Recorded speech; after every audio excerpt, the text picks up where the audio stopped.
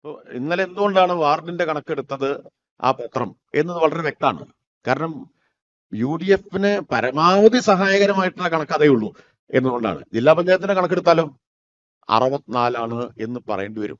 അപ്പൊ ഈ മഹാവിജയം എന്ന പ്രതീതി അതോടുകൂടി പൊളിയും.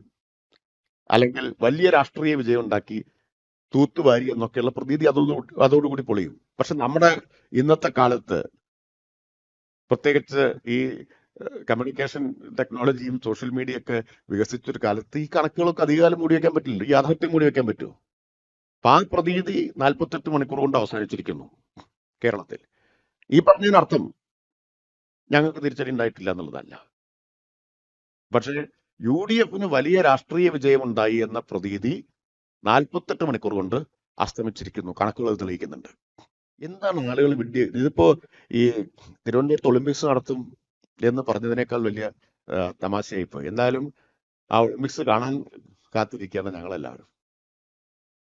എന്ത് ഒളിമ്പിക്സ് ആയിരിക്കും എന്നാണ് എനിക്കറിയാത്തത്. ഏത് കാര്യത്തിലായിരിക്കും ഒളിമ്പിക്സ് നടത്തണമെന്നുള്ളത്. ഞാനിപ്പോൾ അതിന് മറുപടി പറഞ്ഞില്ലെങ്കിൽ നിങ്ങൾ ഒഴിഞ്ഞു മാറിയെന്നും മൗനം പാലിച്ചു എന്നൊക്കെ പറയാനിടയുണ്ടായി.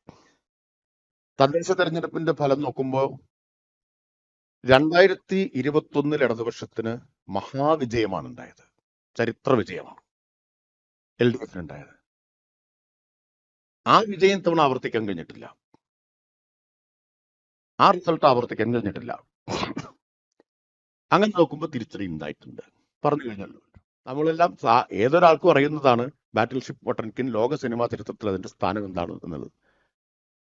അപ്പൊ ആ സിനിമ ഇതിനു മുമ്പ് നിരോധിച്ചത് ഹിറ്റ്ലറാണ് 1933.